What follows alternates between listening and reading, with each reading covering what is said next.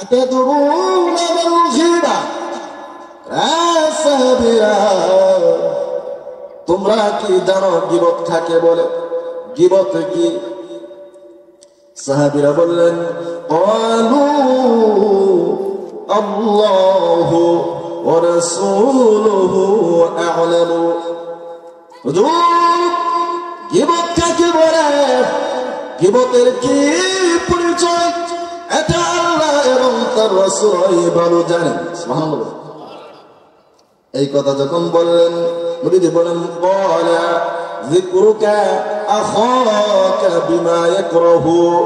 গীবত হচ্ছে তোমার ভাইয়ের এমন দোষ বর্ণনা করা যা শুনলে সে অপছন্দ করে।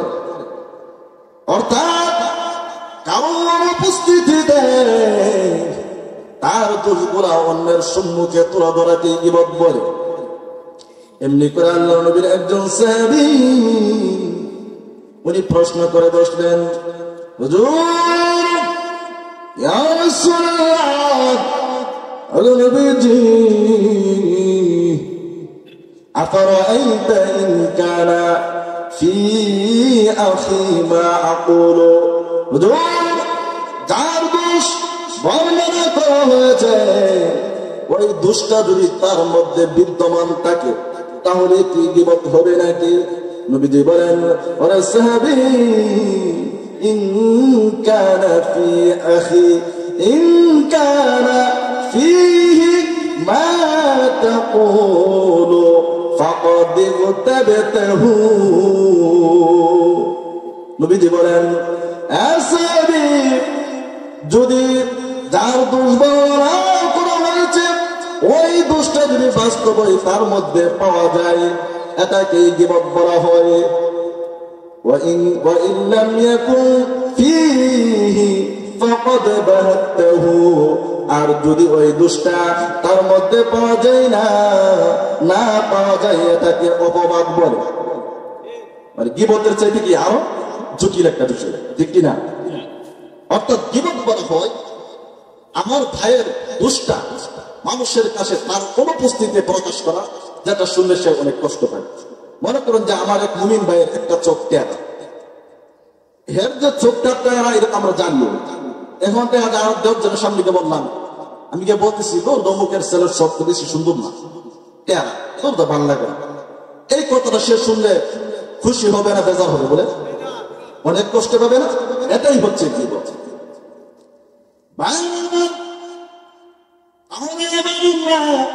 গীবত কাকে বলে? গীবতের কি পরিচয় কিছু আমরা বুঝতে পারছি কি পারছি না আমার প্রিয় ভাইয়েরা?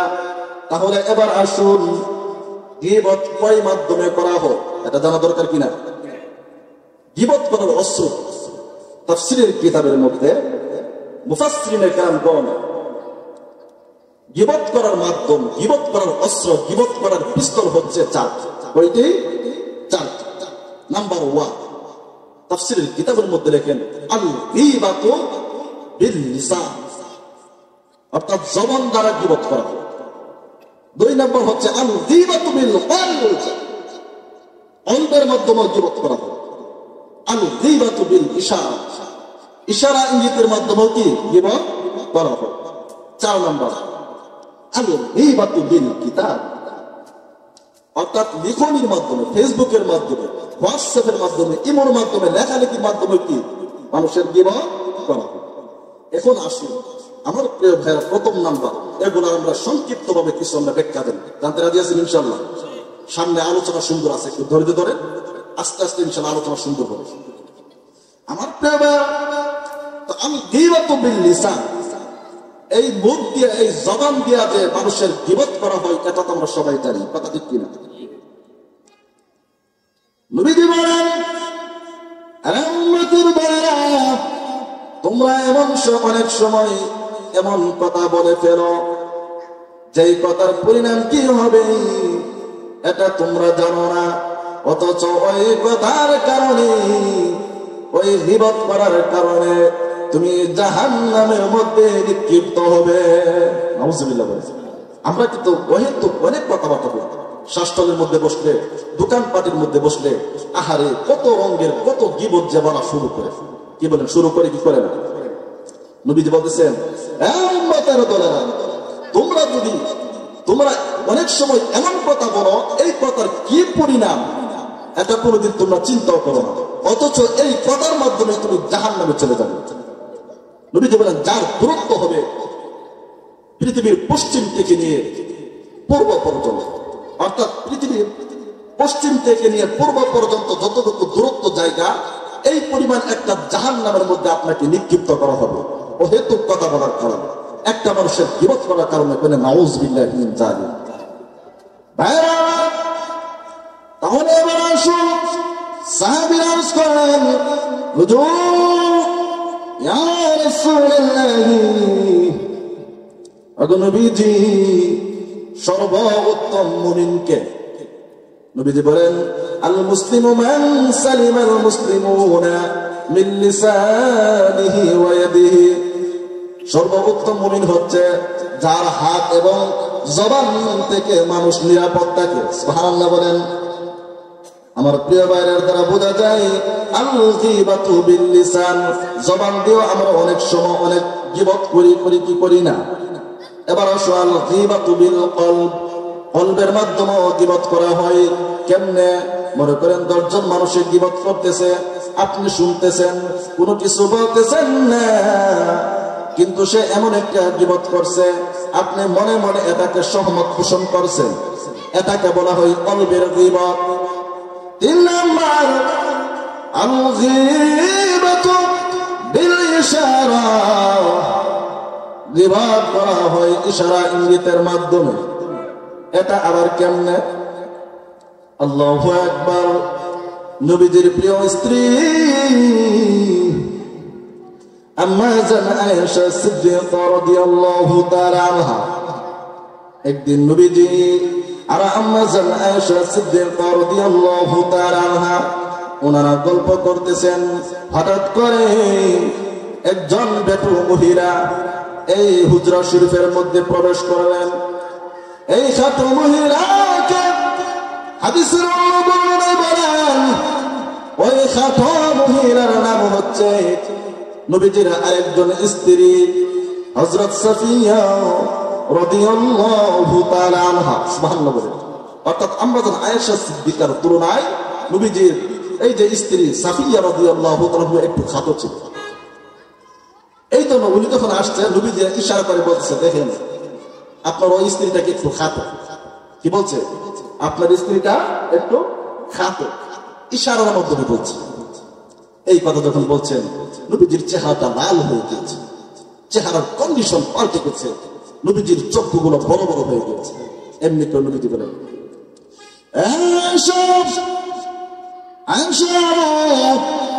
তুমি যে আমার ওই স্ত্রীকে খাটো বলেছ,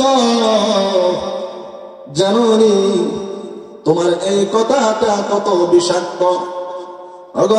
শুনে রাখো, তোমার ওই কথাটা যদি আটলান্টিক মহাসাগরের মধ্যে, তোমার যদি ওই কথাটা তাম পৃথিবীর যত পানি আছে, যত সাগর আছে, ওই সাগরের মধ্যে ফেলে দেওয়া হয়, ওই কথার প্রভাবে, ওই গীবতের প্রভাবে সমুদ্রের পানির রং পরিবর্তন হয়ে যাবে। চিন্তা করছি কত জটিল একটা গীবত। শুধু তাই নয়, এর দ্বারা বোঝা যায় ইশারা ইঙ্গিতের মাধ্যমে গীবত করা যায়। ইশারা ইঙ্গিতের মাধ্যমে যদি কারো দোষ বর্ণনা করা হয়, এটাকে গীবত বলা হয়। এবার আসুন তাফসীরের কিতাবের মধ্যে বলেন, আল গীবাতু বিল কিতাবা, লিখনের মাধ্যমে গীবত করা হয়। মাশাআল্লাহ, এখন যে জামানা, দেখবেন ফজর সময় ঘুম থেকে উঠতেই ফেসবুকটা খুলছে, ফেসবুকটা খুললেই দেখে এক আলেমে আরেক আলেমে দিচ্ছে একটা কাজ। হেমরা করেন যে ওই আলেমটা খারাপ কইছে, ওই আলেমের বিরুদ্ধে ওই আলেম লিখছে, অথবা সুলমউদ্দিনের বিরুদ্ধে কুলুমউদ্দিন ফেসবুকের মধ্যে একটা স্ট্যাটাস দিচ্ছে, ফজর নামাজটা পড়ল। যখন স্ট্যাটাস দিছে, উনি গিয়া কুলুমউদ্দিন সাহেবের দিকদর্শের সহমত পোষণ করলাম। এই যে তার দোষ বর্ণনা করা হয়েছিল খুনির মাধ্যমে, আর সে বলছে সহমত পোষণ করলাম, এটাও একটা নাউজুবিল্লাহ বলে। কি বলেন? গীবত কি গীবত না? এবার বুঝতে পারলেন গীবত করা হয় 4টি স্তরের মাধ্যমে, কথা ঠিক কিনা? অর্থাৎ 4টি মাধ্যমে গীবত করা হয়। এবার আসুন তাফসীরের কিতাবের মধ্যে মুফাসসিরিনে কেরামগণ বিভিন্ন দিক বিবেচনা করে গীবতের অনেক প্রকার বের করেছেন। আর ওই সমস্ত গীবতের মধ্যে 5 প্রকার গীবতকে বিশেষভাবে উল্লেখ করেছেন। অর্থাৎ তাফসীরের কিতাবের মধ্যে লিখেন মুফাসসিরিনে কেরামগণ বলেন গীবত হচ্ছে 5 প্রকার। কয় প্রকার গীবত? কয় প্রকার? গীবতের ধরন কয় প্রকার? 5 প্রকার। 1 নম্বর হইল শারীরিক গীবত। এটা কেমনে? মনে করেন এই ওয়াজের মাহফিলের মধ্যে অনেকে বসে রয়েছে, একজনের পেটটা একটু বড়, আপনি ওই দিক দিয়ে করেছেন, দেখ পেট খাইতে খাইতে কতক্ষণ বড় করছে, কি বলেন? এরকম বলাবলি করে কিনা? আপনি যে বললেন তার পেটটা অনেক বড়, এত একটা গীবত হয়ে গেল, নাউজুবিল্লাহ বলেন। আরেকটা হচ্ছে চারিত্রিক গীবত। মনে করেন সুলমউদ্দিন সাহেব 5 বছর আগে গাঁজা খাইতো। কি খাইতো? গাঁজা খাইতো। এখন মাশাআল্লাহ সে 5 ওয়াক্ত নামাজ পড়ে, আলেমদের সাথে চলে। কি বলে? মানুষের পরিবর্তন আসে কি আসে না? কিন্তু দেখা যায় তার মেয়ের বিয়ে করার জন্য প্রস্তাব আসছে, গিয়া বলতেছে কেউ, মানে মেয়ের জামের বাপে বলতেছে গিয়া, ও আব্দুল্লাহ সাহেব, এই যে আমি ওনার মেয়ের বিয়ে করাইব, তার বাবা কেমন? সে বলছে দৌড় মিয়া, সে একটা মানুষ হইল। নাউজুবিল্লাহ বলে এই কথা যে কইছে সে তো বুঝ জ্বালাইছে, আর তার জমন লাগবে। এর মানে হচ্ছে এই চরিত্র নিয়ে সে কথা বলছে। এর মানে হচ্ছে সে 5 বছর আগে গাঞ্জা খাইতো, এই কথাটাই তার বুঝাইছে। এই বোঝানোর কারণে কিন্তু তার বিবাহটা ভেঙে গেছে, কথা ঠিক কিনা? অথচ সে কিন্তু 5 বছর আগে গাঞ্জা খাইছে, কিন্তু আলেমদের কথা শুনে ওয়াজ মাহফিল শুনে 5 বছর আগে সে তওবা করে কিন্তু আল্লাহর ওলি হয়ে গেছে, কথা ঠিক না? এরকম আছে কিনা সমাজের মধ্যে? কিন্তু গীবত তো করছে, যে করছে হ্যাঁ লাভ হইছে নাকি তাদের লাভ হইছে? যে করছে তার কিন্তু অনেক বড় ধরনের ক্ষতি হয়েছে, আবার তারও ক্ষতি করছে, কথা ঠিক কিনা? বলতেছিলাম গীবতের 1 প্রকার হইল চারিত্রিক গীবত। 3 নাম্বার বংশীয় গীবত। আমার প্রিয় ভাইরা, অনেকে দেখবেন বংশ নিয়ে কথা বলে কি বলে না? প্রথম দেখেন একটা বংশ হইল নাকি, বংশের জাত হইল, এরকম সমাজের মধ্যে বলাবলি করে কিনা? এটা কিন্তু একটা গীবত। শুধু তাই নয়, 4 নাম্বার হইল পোশাক সম্পর্কিত গীবত। মানুষের পোশাক নিয়েও গীবত করে। মনে করেন আপনি আপনার 5 জন বন্ধুকে আপনার মেয়ের বিবাহ অনুষ্ঠানের মধ্যে দাওয়াত দিয়েছেন। আপনি জানেন অমুক মেয়ে 100 টাকা গজের কাপড়, উপর 100 টাকা গজের কাপড় সে পরিধান করে, এর চেয়ে বেশি পরার তার কোনো সামর্থ্য নাই। আর বাকিরা 200 টাকা গজের কাপড় বানায়া আপনার কাছে আসছে, মেয়ের বিবাহ অনুষ্ঠানে আসছে। আপনি ওই 4 জনের কাছে বলতেছেন, দেখো ওই যে সুলমউদ্দিন কম দামি কাপড় পরে আসছে। এই যে কথা বলেন, এটাও কিন্তু গীবত। ওই কথাটা যদি আপনার ওই বন্ধু শুনে, সে বেজার হইব না খুশি হইব? বোঝা যায় মানুষেরা পোশাক নিয়ে গীবত করে, কথা ঠিক কিনা? 5 নম্বর হইল পরোক্ষ গীবত। 5 নম্বর কি গীবত করে ভাইরা আমার? 5 নম্বর হইল পরোক্ষ গীবত। এটা আবার কি? মনে করেন যে আপনার 4 জন মানুষের কথা বলা বলি শুরু করে দিয়েছেন, মানে ইঙ্গিতে বলতেছেন উমুক হে যে খারাপ করবো না, এ হোক নামাজও পড়ে না, এই চুরি করে, বাটপারি করে, মানে বিভিন্ন ধরনের নানান ধরনের কাজ করে। মানে আপনি তার নাম প্রকাশ করছেন না, হে যে খারাপ। আরেকজন উদ্দেশ্য বুঝ জ্বালাইছে, আরেকটা উদ্দেশ্য আমিও বুঝ জ্বালাইছি। এরকম হয় কি না? নাম বলতে হবে না, বুঝ জ্বালাইছে। এত এক ধরনের গীবত। এখন আমরা বুঝতে পারলাম গীবত হইল 5 প্রকার। 1 নাম্বার শারীরিক গীবত, 2 নাম্বার চারিত্রিক গীবত, 3 নাম্বার পোশাক সম্পর্কিত গীবত, আরেকটা হচ্ছে বংশীয় গীবত, আরেকটা গীবত হচ্ছে পরোক্ষ গীবত। আমরা এই 5 প্রকার গীবত সম্পর্ক সংক্ষিপ্ত আমরা জানতে পারলাম। যদি ব্যাখ্যা দিতে যায় অনেক সময় লেগে যাবে। এবার আসুন, ওই গীবত করলে গীবতের কি ভয়াবহতার পরিণাম কি, গীবত করলে কি শাস্তি হবে, এটা আমাদের জানার দরকার আছে কিনা?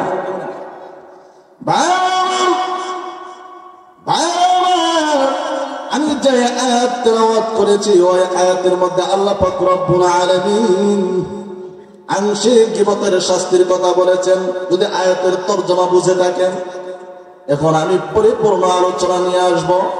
গীবতের কি পরিণাম, গীবত করলে কি শাস্তি হবে। আবু দাউদ শরীফের হাদিস শরীফের মধ্যে এসেছে, হযরত আনাস রাদিয়াল্লাহু তাআলা আনহু থেকে বর্ণিত, নবীজি বলেন, পৃথিবীর মানুষের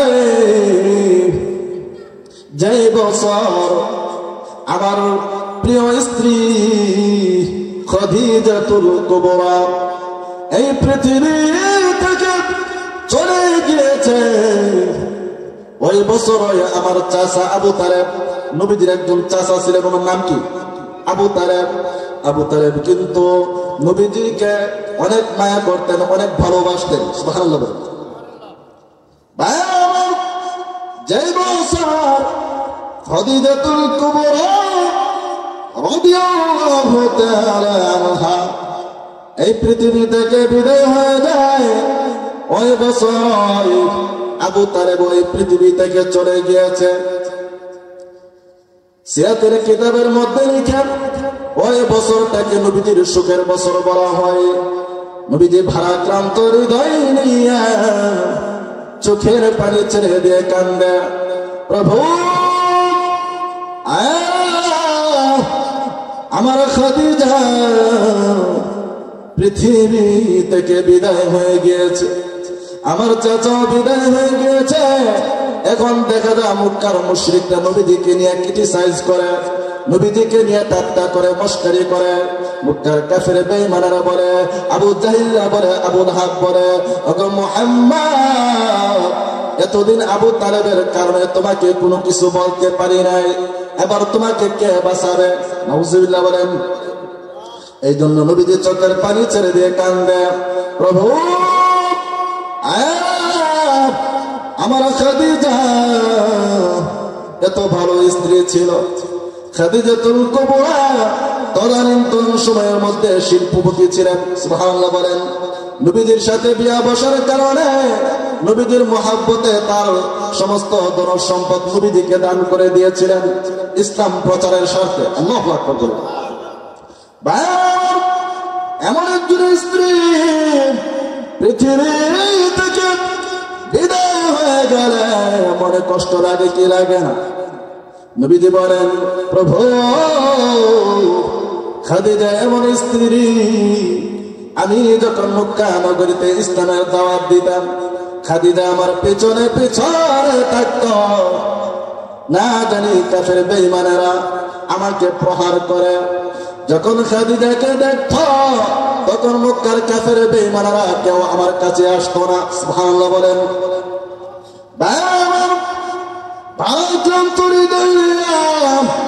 আখিরি পয়গম্বর রাহমাতুল লিল আলামিন, যার জন্য মহান আল্লাহ তামাম পৃথিবী সৃজন করেছে। সুবহানাল্লাহ বলেন। নবীজি যখন চোখের পানি ছেড়ে দিয়া কান্দে আর বলে, প্রভু তুমি নবুয়তের দায়িত্ব আমাকে দিয়েছ, আজকে আমার খাদিজা নাই গো, আজকে আমার চাচা আবু তালেব নাই, এত বড় দায়িত্ব কেমনে পালন করব? তুমি যদি সাহায্য না করো আমি কেমনে পালন করব? এই কথা নবীজি যখন এই কথাগুলো বলতেছে, আল্লাহ পাক রব্বুল আলামিনের মায়া লেগে গেছে। সুবহানাল্লাহ বলেন। এমনি করে আল্লাহ পাক রব্বুল আলামিন বলেন, জিবরাইল যা যা আমার বন্ধুকে আমার বাড়িতে নিয়ে আসো। সুবহানাল্লাহ। আমার বন্ধুকে আমি মেরাজের দাওয়াত দিলাম। সুবহানাল্লাহ বলেন। কি বলেন? আমাদের নবীজি মেরাজের রজনীতে আল্লাহর সাথে সাক্ষাৎ করছেন কি করছেন না? কেন? খাদিজা দুনিয়াতে নাই, আবার ওনার চাচাও নাই। নবীজির মনটা বেজার বেজার। নবীজিকে সান্ত্বনা দেওয়ার জন্য জিবরাইলকে নবীজির কাছে পাঠিয়ে দিলেন। ওই বেদশয় মেরাজের কাহিনী সংঘটিত হয়েছে। সুবহানাল্লাহ। ভাই আমার বলতেছিলাম গীবতের কি পরিণাম, কি ভয়াবহতা। নবীজি বলেন, উম্মতের দয়া, আমাকে যেই দিন মেরাজের রজনীতে আল্লাহর সাথে সাক্ষাৎ করব, আমার বন্ধুর সাথে সাক্ষাৎ করব, আল্লাহর বাড়িতে যাব, যাওয়ার পথে একদল মানুষের সাথে আমার সাক্ষাৎ হইল। ওই লোকদের দিকে নবীজি বলেন, ওরে উম্মতের দলেরা, আমি ওই লোকদের দিকে তাকায়া দেখি তাদের হাতে নখগুলা তামার তৈরি। নাউযুবিল্লাহ। অনেক বড় বড় নখ, আগুনের চাইতে আরো বেশি গরম। ওই সমস্ত লোকেরা ওই নখ দিয়া তাদের মুখমণ্ডলের মধ্যে আঘাত করতেছে, আবার বুকের উপরে আঘাত করতেছে। আঘাত করার কারণে তাদের মুখগুলো ছিঁড়ে যাচ্ছে, আবার বুকগুলো ছিঁড়ে রক্ত বের হচ্ছে, কুসরি দেখা যাচ্ছে। এমনি করে আমি জিবরাইলকে ডাক দিয়ে বললাম, রে জিবরাইল, এরা কারা? এদের এই কুসরি শাস্তি কেন হচ্ছে? জিবরাইল আলাইহিস সালাতু ওয়াস সালাম বলেন, হুজুর, ইয়া রাসূলুল্লাহ, ওগো নবীজি, এরা হইল আপনার ওই সমস্ত উম্মাহ যারা পৃথিবীতে মানুষের গোশত ভক্ষণ করত। জিবরাইল, এটা আবার কেমনে? তখন জিবরাইল বলেন, হুজুর, ওই সমস্ত লোকেরা দোকানপাটের মধ্যে বসে, আড্ডাখানায় বসে এক মুমিন আরেক মুমিনের গীবত করত, তার দুশ্চর্চা করত, কুৎসারটনা করত, পরনিন্দা করত। ওই পরনিন্দা করার কারণে মহান আল্লাহ আপনার ওই সমস্ত উম্মতের দলদেরকে এই শাস্তির ব্যবস্থা করে দিয়েছেন। চিন্তা করছেন? গীবত করলে শাস্তি কম না বেশি? আমরা কি গীবত করতে চাই? আবার গীবত করবেন? সাবধান, গীবত করবেন না। শুরুতেই গীবত করলে কি শাস্তি? নবীজি বলেন, ওগো উম্মতের দলেরা, তোমরা একে অপরের গীবত করো না। যদি তোমরা এক ভাই আরেক ভাইয়ের গীবত করো গো, তাহলে তোমরা ধ্বংস হয়ে যাবে। নাউযুবিল্লাহ বলেন। আরেক হাদিসের মধ্যে নবীজি বলেন, পৃথিবীর মানুষেরা, উম্মতের দলেরা, শুনে রাখো, তোমরা গীবত করা থেকে বেঁচে থাকো, পরনিন্দা করা থেকে বেঁচে থাকো। উম্মতেরা, তোমরা যদি একে অপরের গীবত করতে থাকো, তাহলে তোমাদের তিনটা ক্ষতি হয়ে যাবে। গীবত করলে কয়টা ক্ষতি হবে বলবো? কষ্ট হইতেছে নাকি ভাইয়েরা আমার? তিনটা ক্ষতি নবীজি বলেন, তোমরা যদি একে অপরের গীবত করো, তার দোষগুলা বর্ণনা করো, গীবত করো, পরনিন্দা করো, তাহলে আল্লাহ পাক রব্বুল আলামিন তোমাদেরকে তিনটা ক্ষতির ব্যবস্থা করে দিবেন। এক নাম্বার ক্ষতি হইল, যারা গীবত করবে, যারা পরনিন্দা করবে, যারা পরের দোষ বর্ণনা করবে, আল্লাহ পাক রব্বুল আলামিন ওই সমস্ত লোকদের গুনার পাল্লাকে ভারী করে দিবেন। নাউযুবিল্লাহ বলেন। শুধু তাই নয়, নবীজি বলেন, ওগো উম্মতের দলেরা, তোমরা যারা গীবত করবা, যারা গীবত করবে, গীবতকারীর, আল্লাহর নবী বলেন, গীবতকারীর নামাজ রোজা হজ যাকাত যতই ইবাদত বন্দেগী করে না কেন বাহ্যিক দৃষ্টিতে দেখা যাবে সে আল্লাহর ওলি, নামাজ পড়ে, হজ করে, যাকাত দেয়, বড় আলেম, কিন্তু সে গীবত করে। আল্লাহর নবী বলেন ওই গীবতকারীর কোনো ইবাদত মহান আল্লাহর দরবারে কবুল হবে না। নাউজুবিল্লাহ বলেন। নবী বলেন শুধু তাই নয়, গীবতকারী যদি চোখের পানি ছেড়ে দিও, কান্দে আর বলে আমাকে তুমি ক্ষমা করে দাও, কিন্তু ঘুম থেকে উঠতে গিয়ে মানুষের গীবত করে, আল্লাহর নবী বলেন গীবতকারীর মুনাজাত আল্লাহর দরবারে কবুল হবে না। নাউজুবিল্লাহ বলেন। কি কঠিন শাস্তি চিন্তা করছেন। শুধু তাই নয়, নবীজি উম্মতের দলেরা তোমরা যারা গীবত করবা, গীবত করার কারণে তোমার আমল নামায় যত সওয়াব আছে, যার গীবত করবা তার আমল নামার মধ্যে তোমার সওয়াবগুলো চলে যাবে, আর যার গীবত করা হয়েছে ওই গীবতকারীর সমস্ত পাপগুলো তোমার উপরে চলে আসবে। নাউজুবিল্লাহ বলেন। চিন্তা করছেন কি কঠিন শাস্তি। গীবতের বিধান কি? সর্ব অবস্থায় গীবত করা হারাম, গীবত করা যাবে না, গীবত করা গুনাহে কাবীরা। নাউজুবিল্লাহ বলেন। আমার প্রিয় ভাইরা শুধু তাই নয়, নবীজি মিশকাত শরীফের এক হাদিসের মধ্যে বলেন, নবীজি বলেন আল গীবাতু আশাদ্দু মিনাজ জিনা, উম্মতের দোয়া গীবত করা জিনার চাইতে আরো বড় জটিল। নাউজুবিল্লাহ বলেন। দেখেন জিনা করলে, কেউ যদি আমাদের সমাজে জিনা করে, তার চুল কামাইয়া ধরা খাইলে তার তেল লাগাইয়া দেয়, কথা ঠিক কিনা? জুতার মালা পরে আবার দেখা যায় মানে সারা দেশ তার চক্কর দেওয়া, কেন? সে জিনা করছে। কিন্তু নবীজি বলতেছেন আল গীবাতু আশাদ্দু মিনাজ জিনা, গীবত করাটা জিনার চাইতে বড় জটিল। এখন দেখা যায় মানুষে অহরহ গীবত করতেছে, কিন্তু তার আমরা কোনদিন শাস্তি দিছি? কোনদিন তার জুতার মালা ফাটাইছি? নবীজি যখন বললেন উম্মতেরা গীবত করাটা জিনার চাইতে কঠিন, অনেক জটিল, এমনি করে আল্লাহর নবীর একজন সাহাবী বলেন হুজুর ইয়া রাসূলুল্লাহ, ওগো নবীজি গীবত করাটা জিনার চাইতে কেমনে বড় হবে, এটা আমরা বুঝতে পারতেছি না।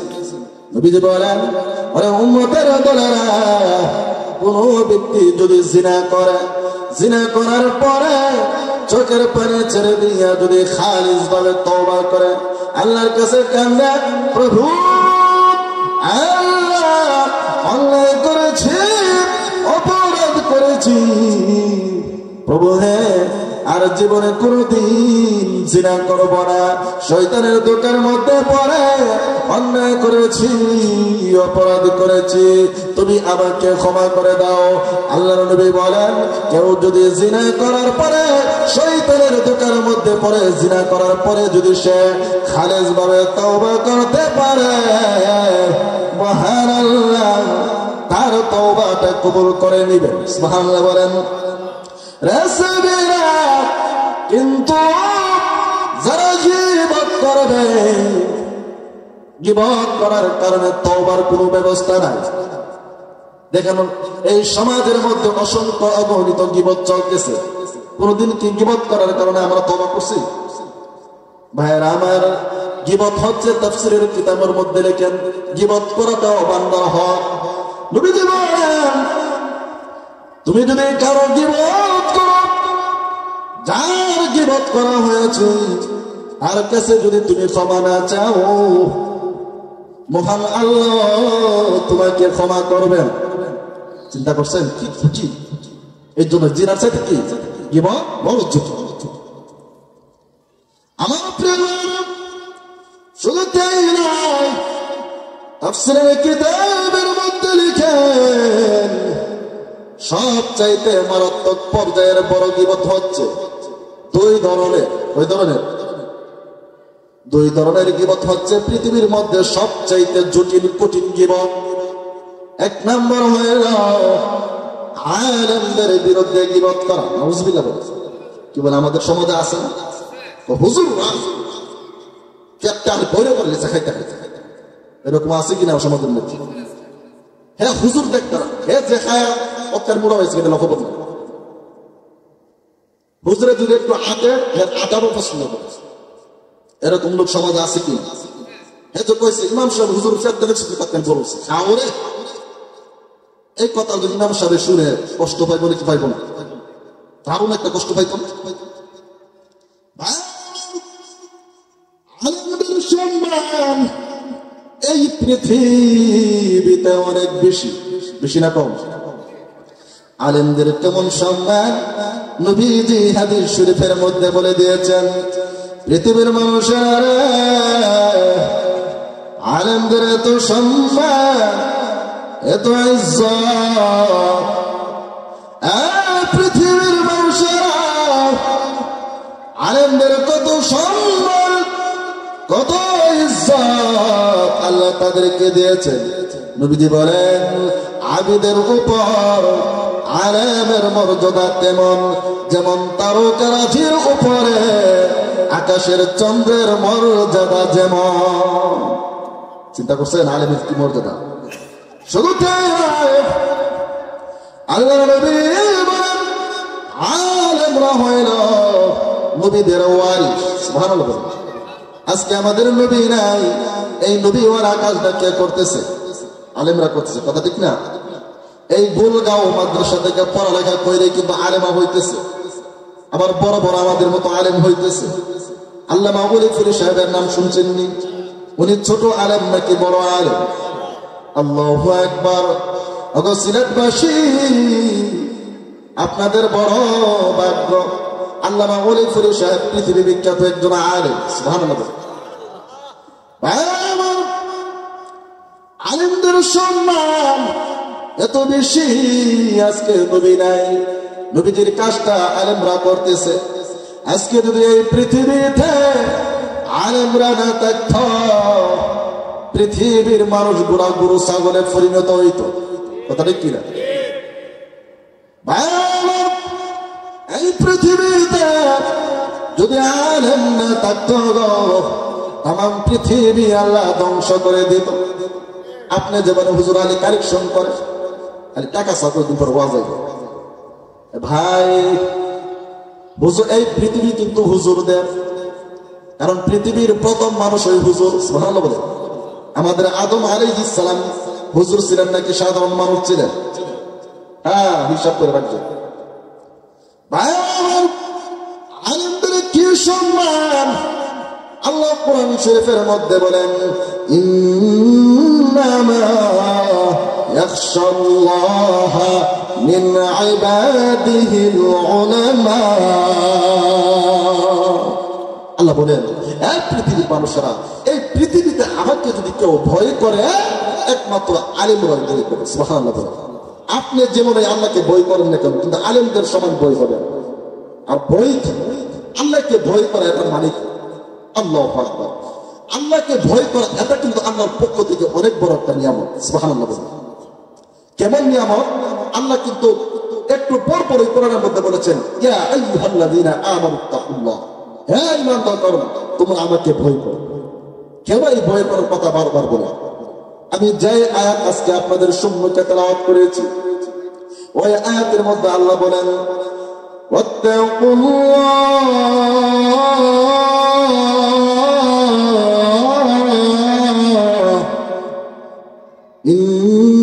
ইন্নাল্লাহা তাওয়াবুর রাহিম।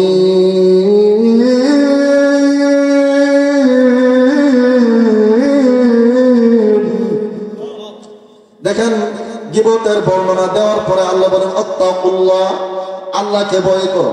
শুধু তাই নয়, আল্লাহ কোরআন শরীফের অন্য আয়াতে বলেন ইয়া আইয়ুহা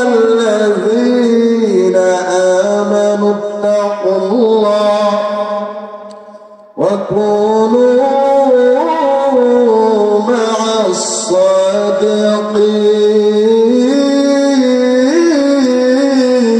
الصادقين الله رب العالمين বলেন يا أيها الذين آمنوا اتقوا الله হ্যাঁ ঈমানদারগণ আমাকে ভয় করো ওয়াকুনু মা'আস সাদিকিন সত্যবাদীদের সাথে থাকো সুবহানাল্লাহ বলেন সত্যবাদী কারা আলেমগণ সুবহানাল্লাহ এই পৃথিবীতে সত্যবাদী কারা আলেমগণ ভয় চাইবেন দেখবেন আল্লাহ এক আয়াতের মধ্যে বলে আমাকে যদি ভয় করে একমাত্র আলেমরাই ভয় করে চিন্তা করছেন এখন বলবেন আল্লাহ একটু পর পর হারিকে ভয় করো ভয় করো ভয় কি আল্লাহর ভয় আপনার অন্তরে যদি আল্লাহর ভয়ে প্রবেশ করে খোদার কসম আপনি আর কোনদিন নামাজ ছাড়বেন না আপনি কোনদিন পর্দা করা ছাড়বেন না আপনি কোনদিন সুদ খাইবেন না ঘুষ খাইবেন না কথা ঠিক কিনা যাদের অন্তরে আল্লাহর ভয় ঢুকে গিয়েছে ওই লোকেরা কোনদিন রাহাজারি করে না চুরি করে না বাটপারি করে না দেখেন আমাদের সমাজের মধ্যে পত্রিকা খুললেই যারা চুরি করে বাটপারি করে একজনের নামও আলেম না কথা ঠিক কিনা আলেমরা কোনদিন চুরি করে না কেন তারা আল্লাহকে ভয় করে কথা ঠিক কিনা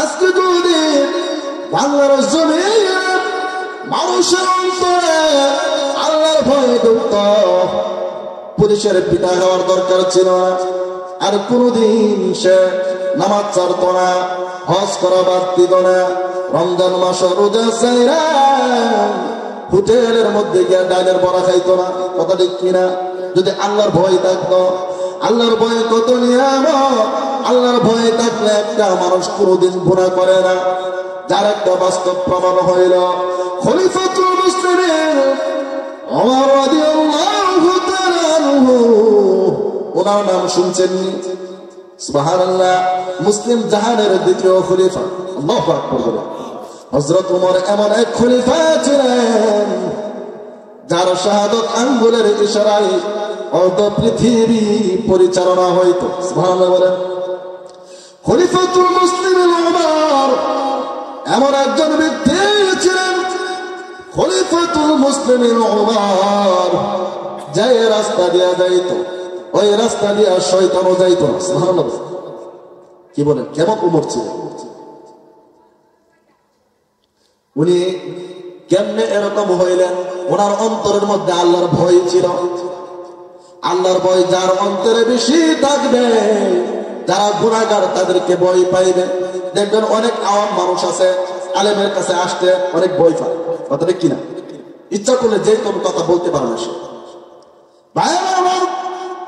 আল্লাহর ভয় যখন আপনার অন্তরে চলে আসবে গো আপনি কোনদিন নামাজ ছাড়বেন না চুরি করবেন না বাটপারি করবেন না রাহাজানি করবেন না যার একটা বাস্তব ঘটনা হইল খলিফাতুল মুসলিমিন ওমর রাদিয়াল্লাহু তাআলা আনহুর শাসন আমলে উনি কিন্তু ওনার প্রজারা ভালো আছে না খারাপ আছে উনি হেঁটে হেঁটে মানুষের তথ্য নিতেন সুবহানাল্লাহ বলেন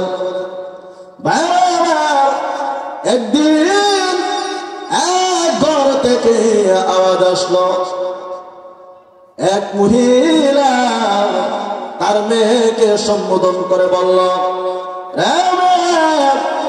দুধ কয় কেজি হবে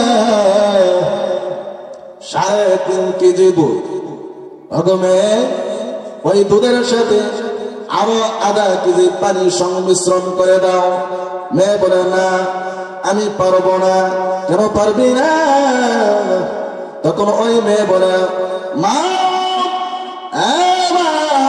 আপনি কি জানেন না খলিফাতুল মুসলিমিন ওমর দুধের সাথে পানি সংমিশ্রণ করতে নিষেধ করেছেন সুবহানাল্লাহ মা গো আমি ওই দুধের সাথে পানি সংমিশ্রণ করতে পারবো না এমনি করে মা বলল আরে বোকা মেয়ে ঘরের ভিতরে যদি তুমি দুধের সাথে পানি সংমিশ্রণ করে দাও খলিফাতুল মুসলিমিন ওমর এটা দেখবে নাকি দেখেন মেয়ে কি বলেন মা ও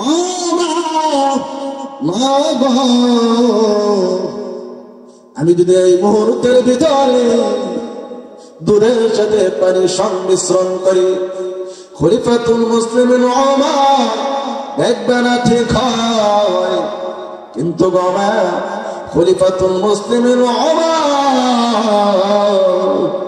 যে আল্লাহকে ভয় করে, মা যে মহান আল্লাহ তাম পৃথিবী সৃজন করেছে, মা গো আমি ওই আল্লাহকে ভয় করে এই মুহূর্তের ভিতরে আমি দুধের সাথে পানি সংমিশ্রণ করে খলিফাতুল মুসলিমিন ওমরকে ধোঁকা দেওয়া সম্ভব হবে ঠিক হয়, কিন্তু আহকামুল হাকিমিন আমার মহান আল্লাহকে একটা সেকেন্ডের জন্য ধোঁকা দেওয়া সম্ভব হবে না। দেখছেন নি, আমি বলতেছিলাম আলেমদের কত সম্মান। আল্লাহ বলেন এই পৃথিবীতে যদি আল্লাহকে ভয় করে একমাত্র আলেমরাই ভয় করে। সুবহানাল্লাহ বলেন। আপনারা যে করেন না এরকম না, আপনারা আবার গুসা হবেন না, আপনারাও করেন, কিন্তু তুলনামূলক আলেমরা বেশি ভয় করে। এই জন্য দেখা একজন আলেম ইচ্ছা করলে সে সিনেমা দেখতে পারে না, ইচ্ছা করলে একটা সে গান শুনতে পারে না। আপনারা কিন্তু গানও দেখতে পারেন, যাত্রা দেখতে পারেন, মাহফিলও দেখতে পারেন। কথা ঠিক কিনা? মনে কিছু নিবেন না, কিছু বোঝাচ্ছি। আমার দেখেন আল্লাহর ভয় ওই মেয়েটির অন্তরে থাকার কারণে দুধের সাথে সে পানি সংমিশ্রণ করে নাই। কেন? তার অন্তরে আল্লাহর ভয় ছিল। দেখেন আল্লাহর ভয় থাকার কারণে ওই মহিলার কত সম্মান ইজ্জত বেড়ে গিয়েছে। ওই মহিলাটা ছিল অত্যন্ত গরিব। খলিফাতুল মুসলিমিন ওমর কিতাবের মধ্যে লেখেন, সিরাতের কিতাবের মধ্যে খলিফাতুল মুসলিমিন ওমর ওই সময়ে মনে মনে বউ খুঁজতেছে ওনার ছেলের জন্য। খলিফাতুল মুসলিমিন ওমর বাবা রে, যে মেয়ে সুবহানাল্লাহ এবং তাকওয়া আল্লাহর ভয়রা মেয়ে তো আমার এই সাম্রাজ্যের মধ্যে আরেকটা ঢুকছে। আমার ছেলেকে এই মেয়েকে বউ করে তুলে নিব। সুবহানাল্লাহ। দেখেন আল্লাহর ভয় থাকার কারণে সে গোলা না করার কারণে আল্লাহ তার সম্মান ইজ্জত কত বাড়িয়ে দিয়েছে। শেষ পর্যন্ত রাজকীয় ভাবে ওনার ছেলেকে দিয়ে ওই মেয়েটাকে মানে পুত্রবিদুর হিসাবে উনি ঘরের মধ্যে নিয়েছেন। সুবহানাল্লাহ। বলতেছিলাম আলেমদের সম্মান ইজ্জত কম না বেশি? এই জন্য আমার প্রিয় ভাইয়েরা, আলেমদেরকে আমরা সম্মান করতে চাই কি চাই না? আমাদের গোলগাঁও মাদ্রাসার যিনি হুজুর, ওনাকে সম্মান করলে সব হইব না গুনাহ হইব? কারণ উনি একজন হক্কানি আলেম, অনেক উদার মনের মানুষ। দেখেন আজকে ওই গোলগাঁওয়ের পরিচালকের কারণে আজকে কিশোরগঞ্জ থেকে আলেমরা আসে, ঢাকা থেকে আসে, তাম বাংলাদেশের বড় বড় আলেমরা এসে মুসিবত করে। সুবহানাল্লাহ। আলেমদের পাওয়ার পাড়া পড়লে তোমাদের বরকত হবে কি হবে না? এই জন্য আলেমদেরকে সম্মান করতে হবে, মাঝে মধ্যে মুসাফা করবেন, যদি পারেন কিছু হাদিয়াও দিবেন। সুবহানাল্লাহ। হাদিয়া দিলে কি সম্পদ করবে না? বোকা 100 টাকা 500 টাকা 1000 টাকা দিলে কি মরে যাবেন আপনারা? আলেমদেরকে সম্মান করবেন তো। বলতেছিলাম দুই ধরনের গীবত মারাত্মক। ওই ধরনের গীবত মারাত্মক। বিজ্ঞ মুফাসসিরিনে কিরামগণ বলেন পৃথিবীর মানুষেরা দুই ধরনের গীবত বড় মারাত্মক। নাম্বার 1, আলেমদের বিরুদ্ধে গীবত করা। নবীজি বলেন যারা আমার উত্তরসূরি আলেমদের বিরুদ্ধে গীবত করবে, তাদের দোষ বর্ণনা করবে, তাদের দুশ্চর্চা করবে, মরণের সময় তাদের কালমা নসিব হবে না। আউযুবিল্লাহ বলেন। দেখেন আল্লাহু আকবার, ক্ষমতা বেশি দিন টিকে না। বিগত 16 বৎসরের ক্ষমতা, পাওয়ারফুল ক্ষমতা। তারা 16 বৎসরের ক্ষমতা পাইয়া আলেমদেরকে অত্যাচার করা থেকে বাদ দেয় নাই। আলেমদেরকে এত অত্যাচার করেছে। আল্লামা মামুনুল হক সাহেবকে কত অত্যাচার করেছেন। মিথ্যা মামলা, নারী কেলেঙ্কারিতে দিয়ে দিছিল। কথা ঠিক না? মনে আসেনি?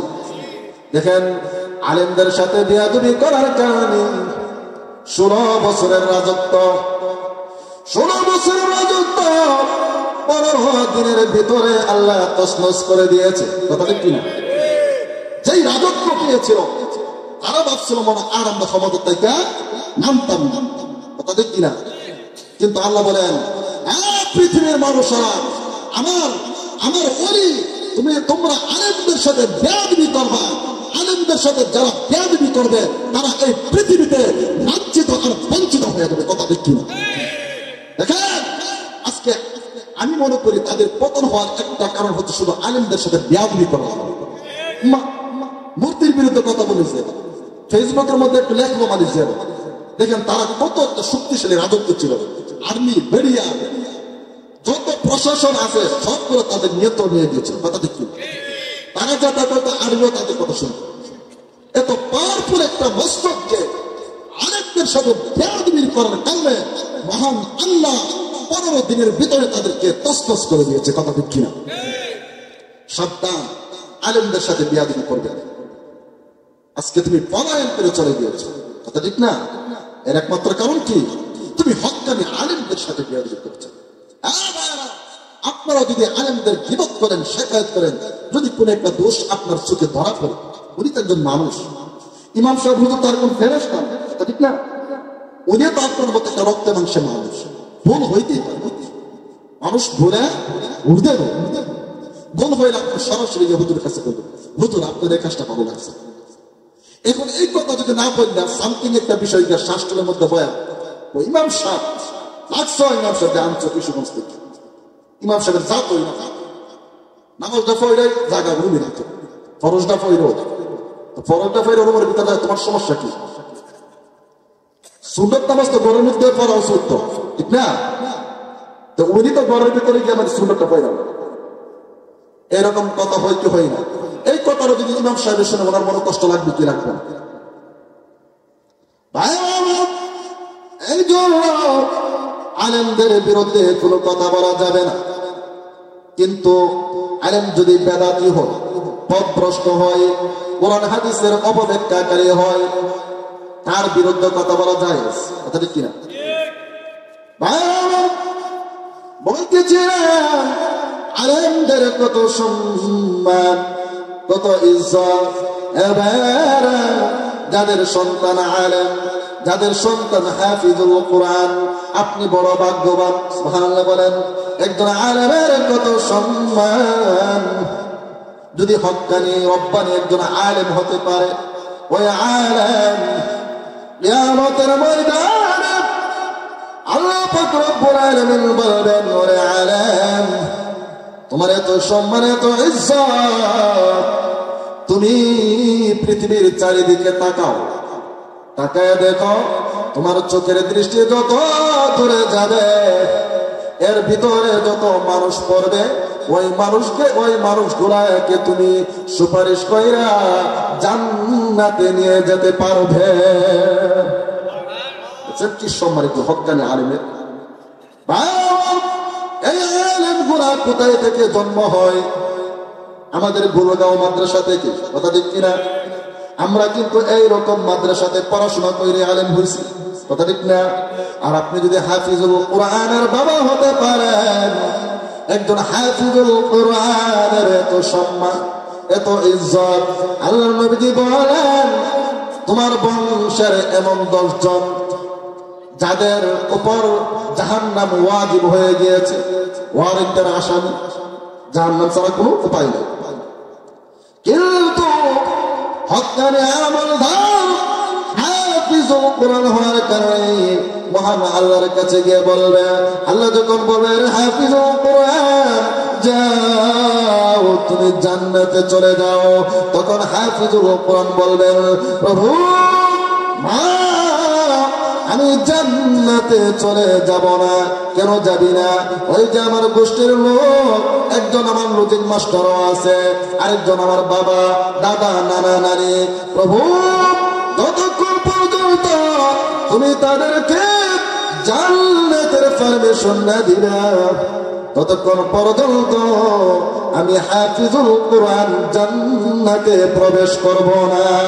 এমনি করে আল্লাহ পাক রব্বুল আলামিন বলবেন, আরে হাফিজুল কুরআন, তুমি যেহেতু পৃথিবীতে কোরআন মুখস্থ করেছ, হাফিজুল কোরআন হয়েছ, আমল করেছ, হারাম হালাল বাচ্চা তুমি চলেছ, আমি মহান আল্লাহ যাদের উপর জাহান্নাম ওয়াজিব হয়ে গিয়েছিল, আমি তাদেরকে তোমার সুপারিশ করার কারণে জান্নাতের পারমিশন দিয়ে দিলাম। সুবহানাল্লাহ বলেন।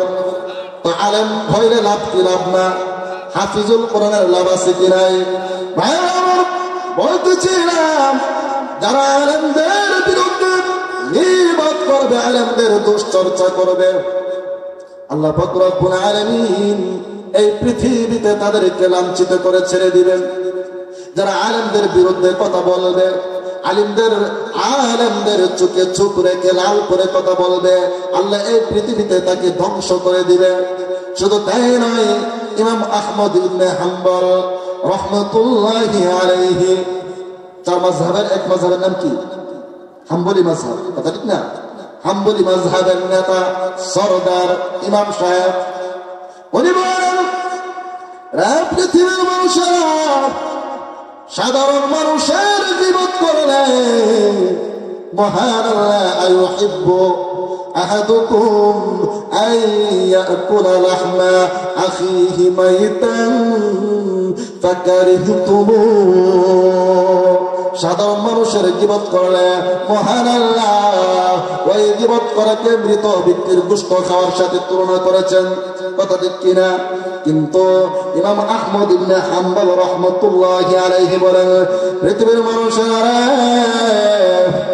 তোমরা যদি আলেমদের গোশত এত বিষাক্ত, তুমি যদি আলেমের গোশতের ঘ্রাণ নাও তাহলে তুমি অসুস্থ হয়ে পড়বে।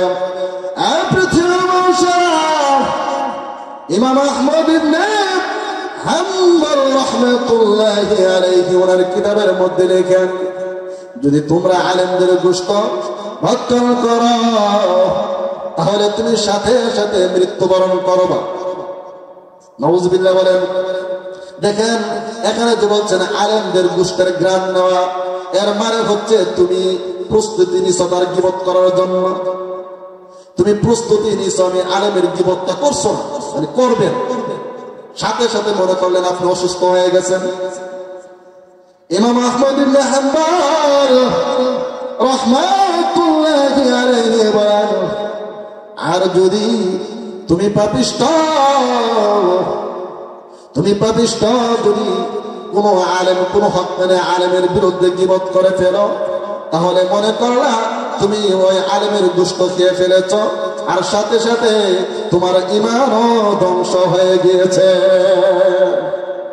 যারা আলেমদের বিরুদ্ধে কথা বলবে, আলেমের দুশ্চর্চা করবে, আলেমদের বিরুদ্ধে পরনিন্দা করবে, তারা ধ্বংস হয়ে যাবে, এই পৃথিবীতে লাঞ্ছিত হবে, অপমানিত হবে। 2 নাম্বার হইল, বলছিলাম না 2 ধরনের গীবত সবচেয়ে বড়। 2 নাম্বার হইল মৃত ব্যক্তির নামে গীবত। মনে করেন আপনাদের এলাকার মধ্যে একজন সরমুদ্দিন সাহেব নানান ধরনের অপকর্মের মধ্যে লিপ্ত ছিল, কথা ঠিক না? আজকে পৃথিবীতে চলে গিয়েছে, চলে যাওয়ার কারণে আপনি মানুষের কাছে বলা বলি শুরু করে দিয়েছেন, এর মতো খারাপ কাম কি করতে, নানান ধরনের কথা। নবীজি বলেন, উম্মতের দলেরা,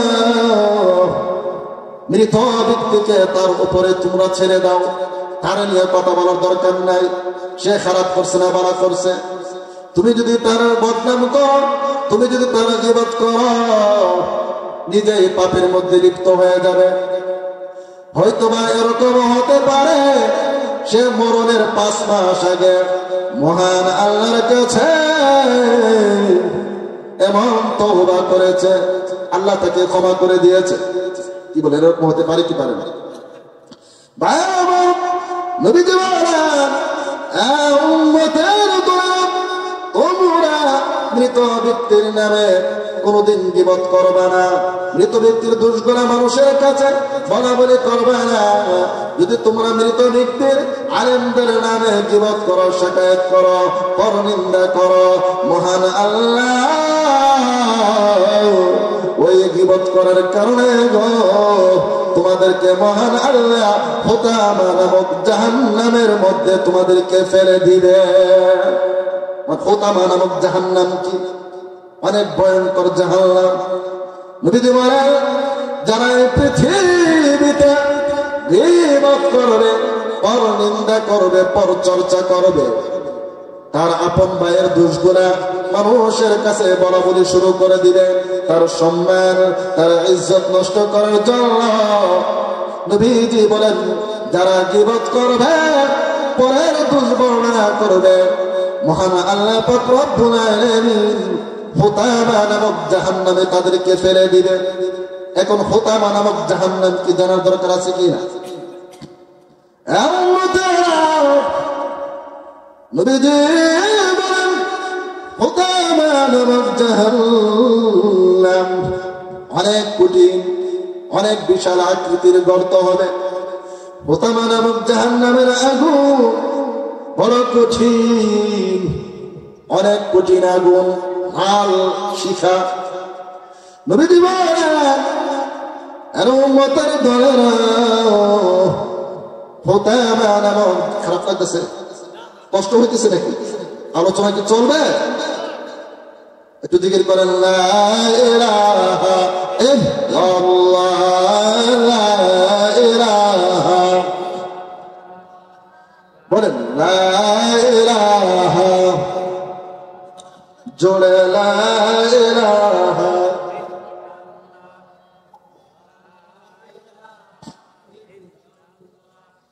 লা ইলাহা, জোরে লা ইলাহা ইল্লাল্লাহ, লা ইলাহা। বহু দূরে মদিনা আমরা কেমনে যাব জানি না, বহু দূরে মদিনা আমরা কেমনে যাব জানি না। দয়াল আল্লাহ দয়া করো, দয়াল আল্লাহ দয়া করো, ফুরাও মনের ভাষণা, লা ইলাহা, জোরে লা ইলাহা, লা ইলাহা ইল্লাল্লাহ, লা ইলাহা। এই কালেমা মানবে যারা, কাজে লাগবে মরণ বেলা। এই কালেমা মানবে যারা, কাজে লাগবে মরণ বেলা। এই কালেমার রৌশনীতে, এই কালেমার রৌশনীতে কবর হইবে উজালা, লা ইলাহা, জোরে লা ইলাহা, লা ইলাহা ইল্লাল্লাহু মুহাম্মাদুর রাসূলুল্লাহ সাল্লাল্লাহু আলাইহি ওয়াসাল্লাম। আল্লাহর নবীজি বলেন, পৃথিবীর মানুষের যারা এই পৃথিবীতে গীবত করবে, পরনিন্দা করবে, পরচর্চা করবে, অন্যের দোষ মানুষের সামনে গিয়া মানে তুল্লা ধরব, মানুষের দোষ বর্ণনা করবে, মহান আল্লাহ ওই সমস্ত লোকদেরকে হুতামা নামক জাহান্নামের মধ্যে নিক্ষিপ্ত করবে। নবীজি বলেন, পৃথিবীর মানুষেরা সাহাবীরা জানুনি হুতামা কি? হুতামা নামক জাহান্নামের ঘর তো অনেক বিশাল আকৃতির হবে। ওই হুতামা নামক জাহান্নামের মধ্যে যে আগুনকে প্রজ্বলিত করা হবে, নবীজি বলেন, ওই হুতামা নামক জাহান্নামের আগুনকে মহান আল্লাহ 1000 বছর জ্বালাইছে, প্রজ্বলন করেছে। 1000 বছর জ্বাল দেওয়ার পরে ওই হুতামা নামক জাহান্নামের আগুনটা লাল আকৃতি ধারণ করেছে।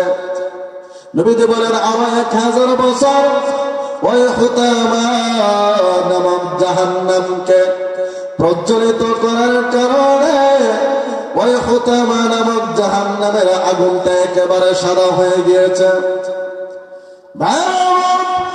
শুধু তাই নয়, নবীজি বলেন ওই হুতামা নামক জাহান্নামের আগুনকে আরো 1000 বছর জ্বালাইছে, আরো 1000 বছর হুতামা নামক জাহান্নামের আগুনকে জ্বালানোর কারণে ওই আগুনের রং একেবারে অন্ধকার আমাবস্যা রাত্রের মতো কালো হয়ে গিয়েছে। দেখেন আগুন যদি লাল হয়, যদি আপনার চেহারাটা দেখতে পারেন একটু আরাম ফিরা খাইল দেখতেছেন, ঠিক না? অথবা আমার সাথে যেটা হুতামার মধ্যে আছে গীবত করার কারণে এটারও কিছু দেখতেছি, মোটামুটি একটা শান্তি লাগে, ঠিক না? এখন যদি আগুনটা একেবারে কালো হয়ে যায় কিছু দেখা যাইব? আমার বর্ষার রজনীতে কোনো কিছু লাইট ছাড়া দেখা যায়, এর থেকে ওই দিকে একটু দেখা যাবে। নবীজি বলেন তোমরা যদি গীবত করো তোমাদেরকে ওই অন্ধকার আমাবস্যার রাত্রের মতো ওই আগুনের মধ্যে তোমাদেরকে নিক্ষিপ্ত করা হবে। নাউজুবিল্লাহ বলেন। এখন গীবত করা যাবে না, শরীয়তের মধ্যে গীবত করা হচ্ছে কবিরা গুনাহ, কথা ঠিক না? এখন প্রশ্ন করতে পারেন হুজুর, দেখা যায় এক আলেমে দেখা যায় আরেক আলেমের গীবত করে, যেমন যারা বেদাতি নামদারি সুন্নি এরা দেখা যায় আল্লামা ওলি ফিরি সাহেবের ডাইলের ফিরি, নাউজুবিল্লাহ, এরকম কথা বলে কিনা? আবার যখন তারা ডাইলের ফিরি বলে তখন আমরা তাদের কথাটার মানে প্রতিবাদ করতে যাই, আমরা উত্তর দেই কি দেই না? উত্তর দিতে গিয়া আলাউদ্দিন জিহাদি নামক এরকম ধরনের যারা ভণ্ড আছে না, এরকম এদের কথাগুলো কিন্তু আপনাদের সম্মুখে ধরে তুলি। এখন বলতে পারেন হুজুর আপনারা ওদি গীবত করেন না, যেই সকল আলেমরা কোরআনের অপব্যাখ্যা করে, কোরআন হাদিসের অপব্যাখ্যা করে, যেই সমস্ত মানুষের যেই সমস্ত আলেমদের অপব্যাখ্যা করার কারণে মানুষরা জাহান্নামী হয়ে যাবে, কথা ঠিক কিনা? আমি যদি আজকে সঠিক মাসালা বলি তাহলে আপনারা জান্নাতি হবেন আমল করলে। এখন আমাদের সমাজে নামদারি কিছু সুন্নি আছে, এরা দেখা যায় কোরআনের অপব্যাখ্যা করে, কি বলেন নবীজি নূরের তৈরি, এরকম আছে কিনা? মানে বিভিন্ন ধরনের নানান ধরনের কথাবার্তা বলে, নবী হচ্ছে আল্লাহর জাতি নূরের তৈরি, নাউজুবিল্লাহ, এরকম কথা বলে কি মান থাকবো? সরাসরি সে কাফির বলবে।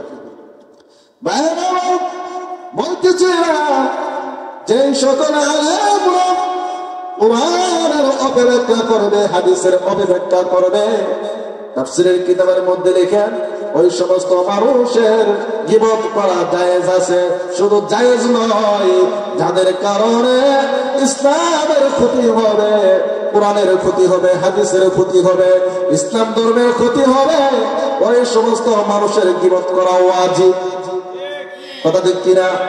দেখেন লতিফ সিদ্দিকী, কাদের সিদ্দিকীর ভাই মনে আসেনি? কিন্তু কিছুদিন আগে কয়েক বছর পূর্বে বুইরা মক্কা শরীফকে নিয়ে কটাক্ষ করেছে, নাউজুবিল্লাহ, কিন্তু সে তো মুসলমান কি মুসলমান না? এখন সে যে মক্কা শরীফ নিয়ে কটাক্ষ করে, ইসলামকে নিয়ে যে ব্যঙ্গ করে, এখন তার কথাটা যদি আমরা আপনাদের সম্মুখে তুলে না ধরি তাহলে আপনারা তো বাঁচতে পারবেন না, কথা ঠিক না? এখন ওই মুহূর্তে ওই সমস্ত যারা ইসলামের বিরোধিতা করে ওই সমস্ত মানুষের গীবত করা ওয়াজিব, ভালো সব, ঠিক না?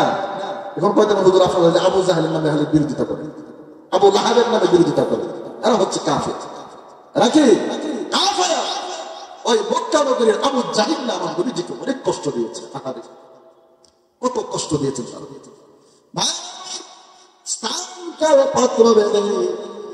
কখনো কখনো গীবত করা জায়েজ আছে, ঠিক না? হাসান বসরি রাহমাতুল্লাহি আলাইহি বলেন যিনি জালেম বাদশাহ অত্যাচার করে ওই বাদশার বিরুদ্ধে সে যে অত্যাচার করছে এই কথাটা গীবত করা যায় যাচ্ছে কেন? সে মনে করেন যে আপনাকে অত্যাচার করছে, এই সমাজের কোন একটা নেতা পাতি নেতা আপনাকে অত্যাচার করছে, ওই অত্যাচারের কথাটা যদি মানুষের কাছে না বলেন আপনাকে সে মেরে ফেলবে, আপনার ধন সম্পদ নিয়ে যাবে, কথা ঠিক না? তো ওই মুহূর্তে ওই কথা বলা যায় যাচ্ছে সমাজের আরো মানুষদেরকে জানাইতে হবে। দেখেন এই সুলমুদ্দিনে দেখা যায় আমার অনেক অত্যাচার করতেছে, আপনার বিচারটা করে দেয়, কথা ঠিক না? হাসান বসরি রাহমাতুল্লাহি আলাইহি বলেন বেদাতি যারা তাদের নামে গীবত করা যায় যাচ্ছে, আর আবার যারা সরাসরি জিনা করে, ব্যভিচার করে, গান বাজনা বাদ্যযন্ত্র চালায়, এরকম লোক আছে কিনা? এদের বিরুদ্ধে কথা বলা যায় যাচ্ছে, ঠিক কিনা? বলতে চাইলাম কখনো কখনো গীবত করা ওয়াজিব, আবার কখনো কখনো গীবত করা মুস্তাহাব, আবার কখনো কখনো গীবত করা জায়েজ, আবার কখনো গীবত করা হারাম, কথা ঠিক কিনা? ওইগুলো যদি ব্যাখ্যা দিতে যায় অনেক সময় লেগে যাবে। এবার আসুন আমার প্রিয় ভাইয়েরা, দেখেন এই পৃথিবীতে কিন্তু একদিন আমরা কেউ ছিলাম না, কথা ঠিক কিনা? আজকে আসি, আবার কিছুদিন পরে কেউ থাকবো না। কি বলেন, এই পৃথিবীতে কেউ থাকতে পারবে? এই পৃথিবীতে কেউ থাকতে পারবে, এই পৃথিবীতে কেউ থাকতে পারবে না, সকলেরই মরতে হবে। সকলের যে মরতে হবে এ মাসালাই কোনো দ্বিমত না। দ্বিমত আছে? যদি কাফেরকে জিজ্ঞাসা করেন, ওগো খ্রিস্টান তোমার এই পৃথিবীতে মরতে হবে? হ্যাঁ মরতে হবে। কেন? আমার আব্বা মরে গেছে চোখের সামনে, আমার দাদা আমার চোখের সামনে এই পৃথিবী থেকে চলে গেছে, আবার দেখা যায় আমার সন্তান আমার আগে পৃথিবী থেকে চলে গেছে। এই পৃথিবীতে সকলের মৃত্যুর স্বাদ গ্রহণ করতে হবে, কথা ঠিক কিনা? এখনো সময় আছে, আল্লাহকে ভয় করতে হবে। আপনার যে পৃথিবী থেকে মরে যেতে হবে ওই কথাটা আল্লাহ কোরআনের মধ্যে বলে দিয়েছেন। আল্লাহ বলেন কুল্লু নাফসিন যায়িকাতুল মাউত।